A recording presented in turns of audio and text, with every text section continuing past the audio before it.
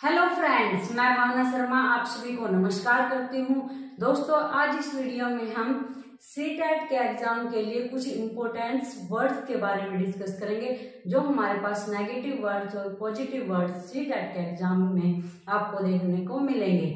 दोस्तों, जैसे कि आपको पता ही है, सीटेट का एग्जाम अब 20 अगस्त को होने वाला है और अभी हम क्या क्या कर सकते हैं दोस्तों, जो अब तक हमने तैयारी की है उसको रिवाइज कर सकते हैं। साथ में दोस्तों, अगर हम इन टैग वर्ड्स को ध्यान में रखेंगे तो हमारे 90+ मार्क्स पक्का आ जाएंगे। दोस्तों, ये टैग वर्ड्स आपको पेडागोजी के क्वेश्चन के आंसरों में ऐसे के ऐसे देखने को मिलेंगे।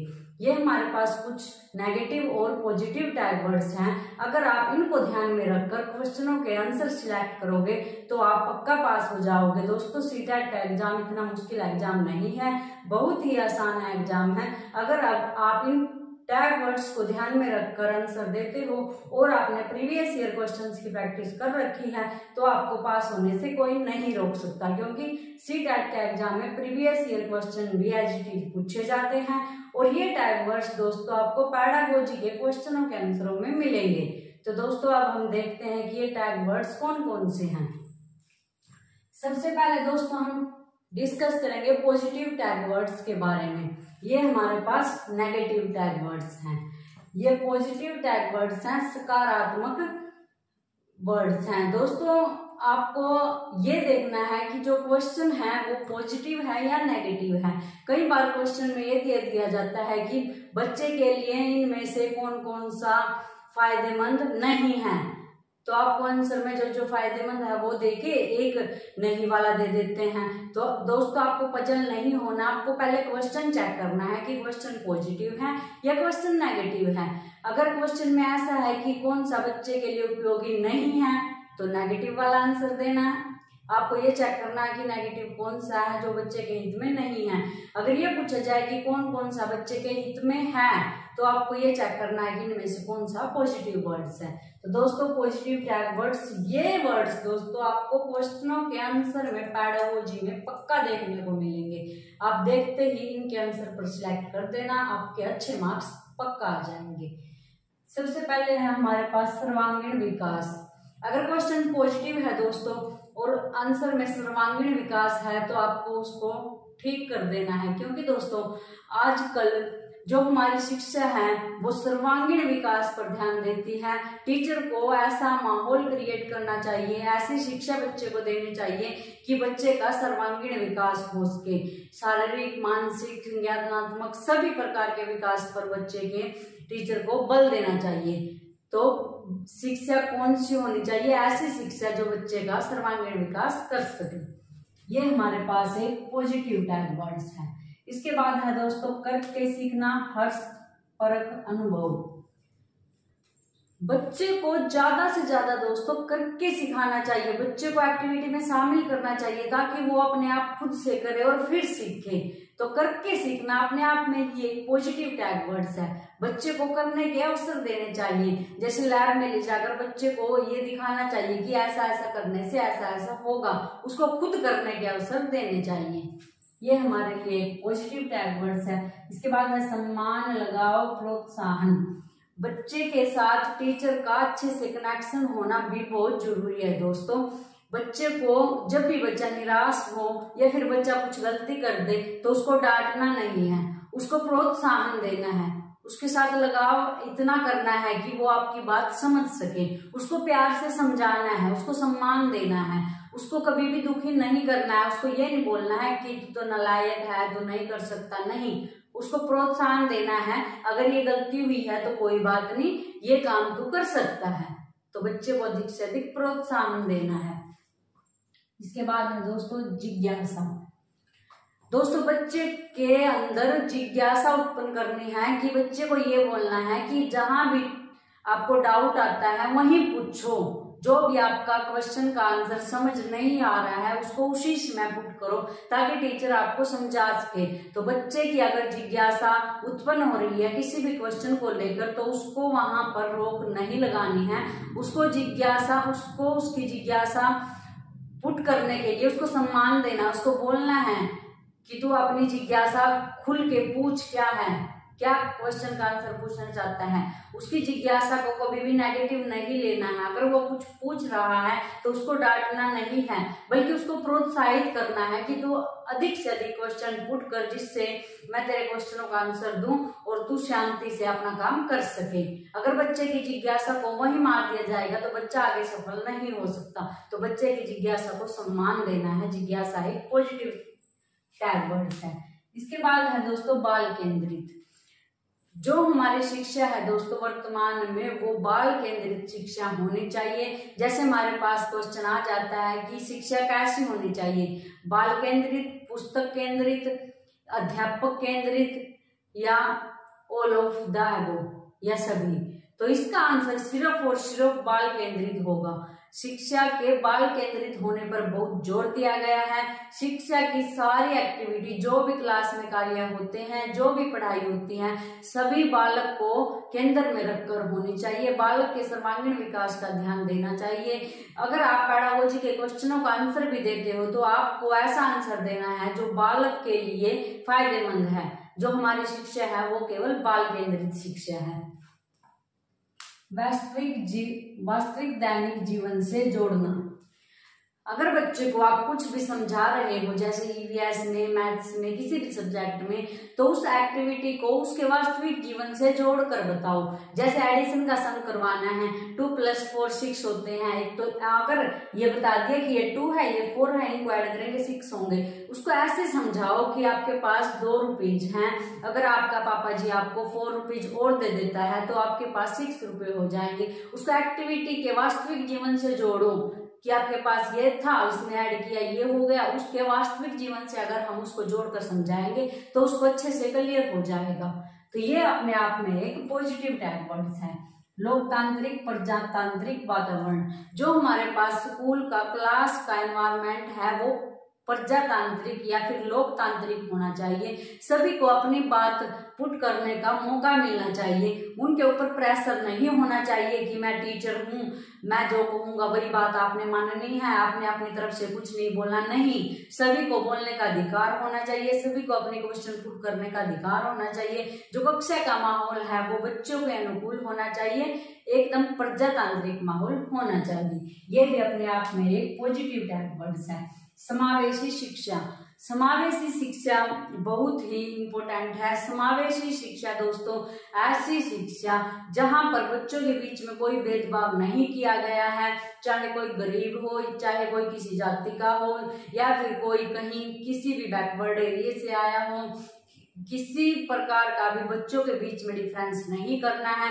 सभी प्रकार के बच्चों को, सभी वर्गों के बच्चों को एक जगह एक साथ शिक्षा देनी है। समावेशी शिक्षा बच्चे के लिए बहुत ही इम्पोर्टेंट है। समावेशी शिक्षा पर बहुत अधिक जोर दिया गया है। तो ये अपने आप में ही एक पॉजिटिव टैग वर्ड्स है। इसके बाद है दोस्तों दृश्य श्रव्य सामग्री। दृश्य श्रव्य सामग्री का अधिक से अधिक यूज करना है, जिससे बच्चे के कंसेप्ट अच्छे से क्लियर हो सके। तो आगे है दोस्तों संसाधन। संसाधन भी अपने आप में ही एक पॉजिटिव टैग वर्ड्स है, क्योंकि बच्चे को अगर हम संसाधनों का यूज करके समझाएंगे तो बच्चे को अच्छे से जल्दी ही समझ आएगा। तो संसाधन भी अपने आप में ही एक पॉजिटिव टैग वर्ड्स है। इसके बाद है दोस्तों विभिन्न संदर्भों में भाषा प्रयोग। विभिन्न एक्टिविटी में भी विभिन्न जगह पर भी भाषा का अधिक से अधिक प्रयोग करने के लिए बच्चों को उत्साहित करना है। उसको अपनी भाषा प्रयोग करने के लिए उसके अनुसार ही उसको सुविधा देनी होगी। उसकी भाषा को रोकना टोकना नहीं है। बच्चे को ये नहीं बोलना है, ये नहीं डांटना है कि तू अपनी भाषा का प्रयोग मत कर। इसके बाद है दोस्तों विभिन्न गतिविधियां, विभिन्न या विविध गतिविधियां। बच्चे को अधिक से अधिक गतिविधियों में इन्वॉल्व करना है। बच्चे को करके सिखाना है। करके कैसे सिखाएंगे? जब उसको अधिक से अधिक गतिविधियों में इन्वॉल्व करेंगे। तो ये भी अपने आप में एक पॉजिटिव टैग वर्ड्स है। अवसर देना, बच्चे को अधिक से अधिक अवसर देना है उसकी गलतियों को सुधारने के, उसको अपनी मातृभाषा का प्रयोग करने के, उसको करके देखने के, उसको प्रयोग करने के, अधिक से अधिक गतिविधियां उसको प्रदान करनी है। तो उसको अवसर देना है, उसको बोलने का अवसर देना है, उसको अपनी जिज्ञासा को शांत करने का अवसर देना है। तो अवसर देना अपने आप में ही एक पॉजिटिव टैग वर्ड्स है। इसके बाद है दोस्तों भ्रमण। जैसे ईवीएस में क्वेश्चन पूछ लिया जाता है कि बच्चों को भ्रमण पर लेके जाना, तो ये अपने आप में एक पॉजिटिव टैग वर्ड्स है। अगर बच्चे को ये बताएं कि बगीचा क्या होता है, गार्डन क्या होता है, उसको वहां लेकर जाएंगे। लाइब्रेरी के बारे में बताना हो तो उसको लाइब्रेरी लेकर जाएंगे। तो भ्रमण भी अपने आप में एक पॉजिटिव टैग वर्ड्स है। कारण का पता लगाना। अगर बच्चा कोई गलती करता है या फिर बच्चा फेल हो जाता है तो उसको डांटेंगे नहीं, ना ही उसके पेरेंट्स से उसकी शिकायत करेंगे। क्या करेंगे, उसके कारण का पता लगाएंगे। तो कारण का पता लगाना भी अपने आप में एक पॉजिटिव टैग वर्ड्स है। चर्चा में शामिल करना। अगर कक्षा में कोई प्रॉब्लम है, कुछ भी बात पर डिस्कशन करनी है, तो आपको बच्चों को चर्चा में शामिल करना चाहिए। उनको उनके मन के भाव प्रकट करने के लिए उनको टाइम देना चाहिए। तो ये भी अपने आप में एक पॉजिटिव टैग वर्ड्स है। ये सभी दोस्तों हमारे पास पॉजिटिव टैग वर्ड्स हैं। अगर आपसे क्वेश्चन पॉजिटिव पूछा जाता है और आंसर में ये है तो आपका बिल्कुल करेक्ट होगा। इसके बाद आते हैं दोस्तों हमारे पास नेगेटिव टैग वर्ड्स, जैसे केवल, मात्र, ही, सिर्फ, ओनली। अगर ये वर्ड आंसर में है तो इसका मतलब ये नेगेटिव है। कैसे दोस्तों, जैसे ये क्वेश्चन पूछ लिया जाता है कि विकास को इनमें से क्या क्या प्रभावित करता है, वंशानुक्रम, वातावरण, या फिर वंशानुक्रम और वातावरण, या फिर केवल वंशानुक्रम केवल वातावरण। तो दोस्तों केवल वंशानुक्रम केवल वातावरण ये तो बिल्कुल ही गलत है, क्योंकि वंशानुक्रम और वातावरण दोनों ही विकास को प्रभावित करते हैं। तो केवल वाला आंसर अपने आप में ही नेगेटिव होगा। इसके बाद है दोस्तों रटना, याद करना, कंठस्थ करना। बच्चे को कभी भी ये नहीं बोलना है कि ये क्वेश्चन मैंने करवा दिया, आप इसको याद करके लेके आओ, या फिर इसको यहीं बैठकर रट लो। नहीं, रटवाना नहीं है, उसको समझाना है। उसको याद करने के लिए नहीं बोलना है, उसको समझने के लिए बोलना है। तो ये अपने आप में ही एक नेगेटिव वर्ड है। इसके बाद है दोस्तों दंड, सजा, हतोत्साहित करना, समस्या, बोझ। बच्चे को कभी भी दंड नहीं देना है, उसको सजा नहीं देनी है। उसको ये नहीं बोलना है कि तुम लायक है, तू नहीं कर सकता। उसको उदास नहीं करना है।